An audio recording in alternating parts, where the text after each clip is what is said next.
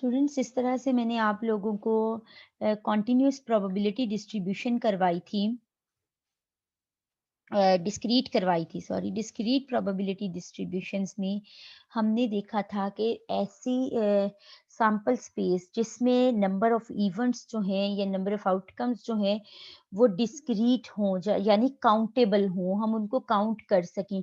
जैसे आप ये कह दें कि कुछ कलर्स की बॉल्स ड्रॉ की हैं, उसकी पॉसिबल सैम्पलिंग कर ली जाए। जैसे आप लोग ये कहें कि आप लोगों ने जो है वो लाइक कॉइन टॉस किया है, उसके आउटकम्स हो जाते हैं। जैसे आप ये कहें कि कोई पाइपलाइन है, उसमें लीकेज है, नंबर ऑफ लीकेज, तो नंबर्स आते हैं मोस्टली, तो उसमें वो काउंटेबल होते हैं। वो चाहे बहुत लार्ज सैंपल हो लेकिन उसके बावजूद भी वो काउंटेबल होता है। तो इसको कहते हैं discrete probability, discrete sample space. और जो डिस्क्रीट सैंपल स्पेस की प्रोबेबिलिटीज कैलकुलेट, डिस्क्रीट इवेंट्स के लिए कैलकुलेट की जाती है प्रोबेबिलिटी, उसको डिस्क्रीट प्रोबेबिलिटीज कहा जाता है। और फिर उनकी जो डिस्ट्रीब्यूशन फंक्शंस बनते हैं उनको डिस्क्रीट प्रोबेबिलिटी फंक्शंस कहा जाता है, या फिर उन्हें प्रोबेबिलिटी मास फंक्शंस भी कहा जाता है। अब आ जाता है कॉन्टिन्यूस। कॉन्टिन्यूस में सैंपल स्पेस कॉन्टिन्यूस होगी। कॉन्टिन्यूस सैंपल स्पेस कौन सी होती है? कॉन्टिन्यूस सैंपल स्पेस वो होती है जहाँ पे आप लोगों के पास कॉन्टिन्यूस इवेंट होते हैं। जैसे टाइम है, जैसे 5 o'clock से 6 o'clock, इनके दरमियान इतने पॉसिबल इवेंट्स हैं, इतनी पॉसिबल कह लें मिनट्स, सेकंड्स, नैनो सेकंड्स, इतने ज्यादा हैं कि हम उन्हें काउंट भी नहीं कर सकते।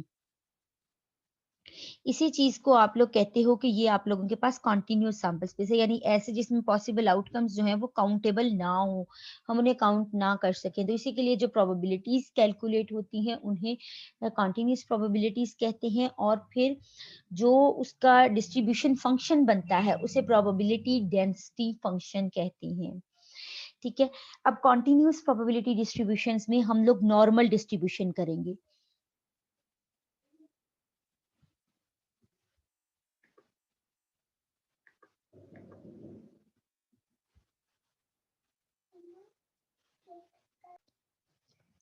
जी, तो बात हो रही थी नॉर्मल प्रोबेबिलिटी डिस्ट्रीब्यूशंस की।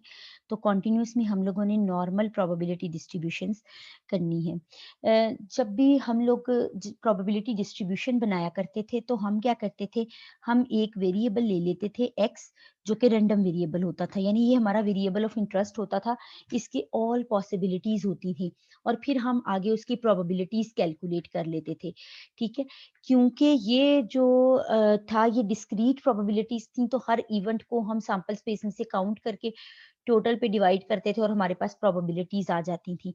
या फिर अगर कोई वेल डिफाइंड फंक्शन है, जैसे आप लोगों के पास बाइनोमियल डिस्ट्रीब्यूशन थी, तो बाइनोमियल डिस्ट्रीब्यूशन में हमारे पास फंक्शन क्या था? n combination x, p raise to the power x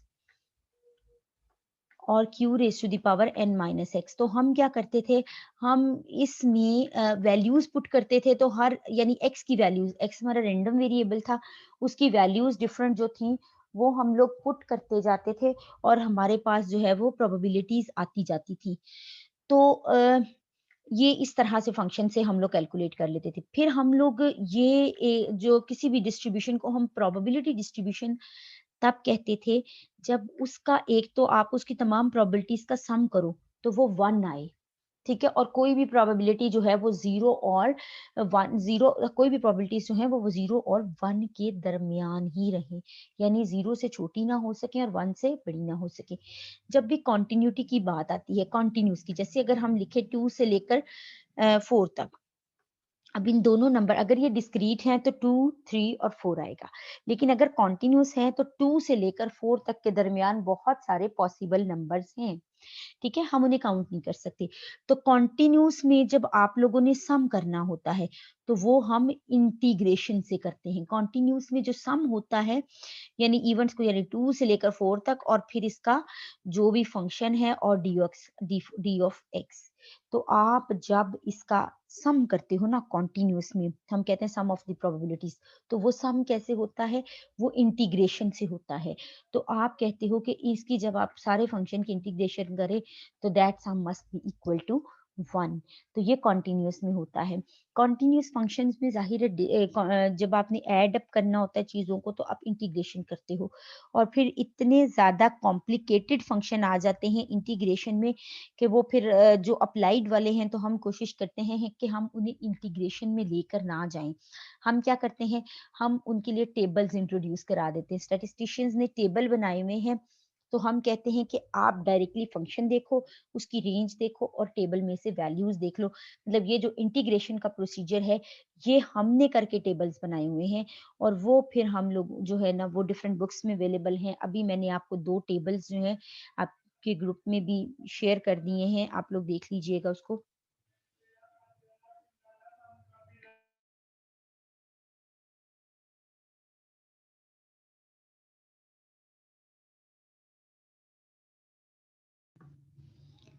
तो आप लोगों के पास जो है वो कॉन्टिन्यूअस इनमें से जो कॉन्टिन्यूअस फंक्शंस हैं उनमें से हम एक करेंगे नॉर्मल प्रोबेबिलिटी डिस्ट्रीब्यूशंस।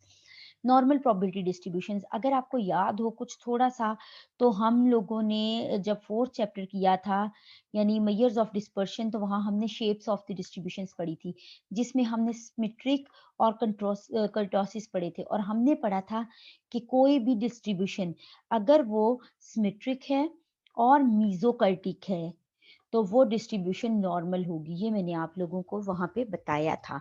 तो उसकी शेप ऐसी होती है यानी बेल शेप्ड ना वो बहुत ज़्यादा हाइटेड होती है, ना बहुत ज़्यादा फ्लैट होती है और फिर दोनों साइड्स पे इक्वली टेल्ड होती है, यानी वो सिमेट्रिक होती है और मीज़ोक्र्टिक होती है, ऐसी डिस्ट्रीब्यूशन को आप नॉर्मल डिस्ट्रीब्यूशन कहते हो।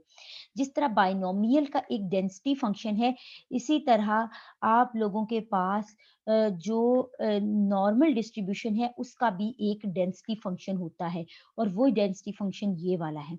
ये देखें जगह-जगह उसने नॉर्मल डिस्ट्रीब्यूशन की जो शेप है, वो बना के आप लोगों को दिखाई भी है। ठीक है? ये देखिए ये नॉर्मल डिस्ट्रीब्यूशन, ये नॉर्मल डिस्ट्रीब्यूशन। ये देखिए फंक्शन क्या है? जैसे हम इसको लिखा करते थे ना F of X equal to N combination X P raise to the power X ये वाला। सिमिलरली कॉन्टिन्यूअस के लिए यानी नॉर्मल डिस्ट्रीब्यूशन के लिए जो फंक्शन होता है वो है 1 over sigma square root of 2 pi E raise to the power minus X minus mu का स्क्वायर ओवर 2 सिग्मा स्क्वायर। अब इस डिस्ट्रीब्यूशन का मीन होता है म्यू और वेरिएंस होता है सिग्मा स्क्वायर या फिर आप इसका स्टैंडर्ड डेविएशन ले लें सिग्मा। तो इस डिस्ट्रीब्यूशन के 2 पैरामीटर्स हैं मीन और स्टैंडर्ड डेविएशन। जैसे आप लोगों के पास बाइनोमियल के 2 पैरामीटर्स होते हैं एन और पी। सिमिलरली आप लोगों के पास नॉर्मल डिस्ट्रीब्यूशन के भी 2 पैरामीटर्स होते हैं, एक म्यू और दूसरा सिग्मा। पाइथन का हमने देखा था कि उसका एक पैरामीटर होता है। तो ये आप लोगों के पास अब प्रॉब्लम यहाँ पे आता है जब आप लोगों मैंने आपसे कहा कि आप टेबल में से वैल्यूज़ देख सकते हो, बजाय इसके कि आप हर पॉइंट पे जाके अब ज़ाहिर है ये जो एक फंक्शन है ना इसका ये वाला, इसकी इंटीग्रेशन करना भी आसान नहीं है, मतलब एक हेक्टिक काम है। पहले आपने इसकी इंटीग्रेशन करनी है, देन उसमें रेंजेस पुट करनी है, देन जाके आपके पास प्रोबेबिलिटीज़ आएँगी, ठीक है? लेकिन हम कहते हैं कि बजाय इसके कि आप इसकी इंटीग्रेशन करें हम आपको टेबल इंट्रोड्यूस करा देते हैं। अब टेबल्स जो हैं देखिए मीन की डिफरेंट वैल्यूज़ हो सकती हैं, स्टैंडर्ड डेविएशन की डिफरेंट वैल्यूज़ हो सकती हैं। बहुत सारी वैल्यूज़ होती हैं मीन की कोई भी नेगेटिव, पॉजिटिव, माइनस इन्फिनिटी से लेकर प्लस इन्फिनिटी तक मीन की कोई भी वैल्यू हो सकती है। सिमिलरली स्टैंडर्ड डेविएशन जो है वो नेगेटिव तो ख़ैर नहीं होता लेकिन 0 से लेकर इन्फिनिटी तक उसकी कोई भी पॉसिबल वैल्यू तो जब एक चीज़ की रेंज बहुत हाई होती है ना कि उसके पास चॉइसेस बहुत ज़्यादा होती है जैसे मीन की बहुत सारी वैल्यू तो सिग्मा की भी बहुत सारी वैल्यूज़ तो हम ऐसे जो डिस्ट्रीब्यूशंस होती हैं उनके लिए टेबल्स आसानी से नहीं बनते। तो हम कहते हैं कि हम इसको एक स्टैंडर्ड डिस्ट्रीब्यूशन में कन्वर्ट कर लेते हैं, जिससे क्या हो कि इसके ये जो 2 पैरामीटर्स हैं इनको हम फिक्स कर दें, तो फिर हम इंटीग्रेशन कर लें। जैसे अगर आप ये कहें कि मैंने आप लोगों को एक पढ़ाया था स्टैंडर्डाइज्ड वेरिएबल अगर आपको याद हो, स्टैंडर्डाइज्ड वेरिएबल जिसे आप लोग ज़ी कहते हो। ये स्टैंडर्डाइज्ड वेरिएबल की प्रॉपर्टीज क्या-क्या थी? एक तो ये यूनिट फ्री होता है कि इसके साथ कोई भी यूनिट अटैच नहीं होता। दूसरा मैंने इसको बताया था कि इसका जो मीन होता है वो 0 होता है और इसका जो स्टैंडर्ड डेविएशन होता है, वो स्टैंडर्ड डेविएशन जो है वो 1 होता है। मीन इसका 0 और स्टैंडर्ड डेविएशन इस डिस्ट्रीब्यूशन का 1 होता है। तो ये बनता कैसे था? किसी भी वेरिएबल x के लिए कैसे बनता था कि x में से उसी के मीन को माइनस कर दिया जाए और उसको उसी के स्टैंडर्ड डेविएशन पर डिवाइड कर दिया जाए, तो ये नया वेरिएबल क्या कहलाता था? z कहलाता था। और ये जो नया वेरिएबल बनता था, इसका मीन 0 और स्टैंडर्ड डेविएशन 1 होता था। तो हम क्या करेंगे, हम जो नॉर्मल डिस्ट्रीब्यूशन है, इसके वेरिएबल को स्टैंडर्ड नॉर्मल में कन्वर्ट कर लेंगे। उससे क्या होगा कि डिस्ट्रीब्यूशन स्टैंडर्ड नॉर्मल हो जाएगी, उसका मीन 0 हो जाएगा, स्टैंडर्ड डेविएशन यानी म्यू और उसके दोनों पैरामीटर्स फिक्स हो जाएंगे। मीन 0 और स्टैंडर्ड डेविएशन 1 हो जाएगा। चेंज कैसे करेंगे ये देखिए, जहां जहां x है वहां वहां मैं उसे z से चेंज कर देती हूँ। f ऑफ x की जगह मैं f ऑफ z लिखती हूँ इक्वल टू 1 ओवर 2 पाई का स्क्वायर रूट। अब मैं सिग्मा की जगह पे क्या लिख दूंगी? 1, क्योंकि स्टैंडर्ड नॉर्मल का मीन क्या होता है? 1। तो ये 1 ओवर 2 पाई रह गया, 1 1, ठीक है। e raise to the power minus x minus mu. अब x की जगह मैं क्या कर दूंगी? z। और म्यू क्या है? स्टैंडर्ड नॉर्मल का मीन जो है वो 0 होता है, ठीक है, डिवाइडेड बाय 2। अब सिग्मा स्क्वायर की जगह भी क्या आ जाएगा? 1 आ जाएगा। तो e की power minus G square over 2। अब आप देखें कि वो एक कॉम्प्लिकेटेड सा फंक्शन, जब हमने उसे ट्रांसफॉर्म कर लिया एक नए वेरिएबल जो कि स्टैंडर्ड नॉर्मल वेरिएबल है, तो उसका फंक्शन देखो कितना छोटा सा बन गया है, ठीक है। मैं नेक्स्ट स्लाइड पर आपको इसको शो भी करवाती हूँ।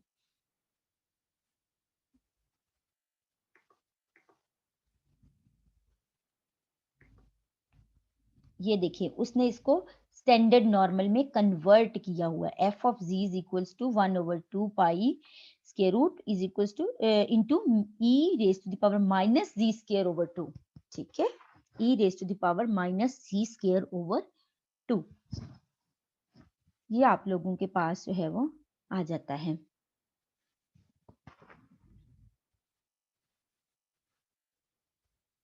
Standard normal function. अब इस स्टैंडर्ड नॉर्मल फंक्शन, ये देखिए उसकी शेप भी इसने दी हुई है कि सिग्मा 1 होता है। अब यहाँ पे देखें, अब ये स्टैंडर्ड नॉर्मल कर्व है तो नॉर्मल ही ना, सिर्फ मीन 1 और मीन 0 और स्टैंडर्ड डेविएशन 1 हो गया। ये इसका सेंटर में मीन होता है तो उसने 0 लिख दिया। और ये जो इसका फैलाव होता है ना, वेरिएशन जो होती है वो 1 होती है स्टैंडर्ड डेविएशन। तो area under the normal curve is always equal to 1। तो ये जो एरिया होता है ना, इसके अंदर जो ब्लू में हाईलाइट किया हुआ है, ये कितना है? 1 है, because it's standard deviation is 1, ठीक है। तो इसके लिए अब हम प्रोबेबिलिटीज कैसे कैलकुलेट कर सकते हैं? अब इसके लिए हम ना प्रोबेबिलिटी डिस्ट्रीब्यूशन बनाने की तरफ नहीं जाएंगे, क्योंकि बहुत सारी पॉसिबिलिटीज होती हैं। तो हम रिक्वायर्ड प्रोबेबिलिटी सिर्फ जो है वो कैलकुलेट करेंगे।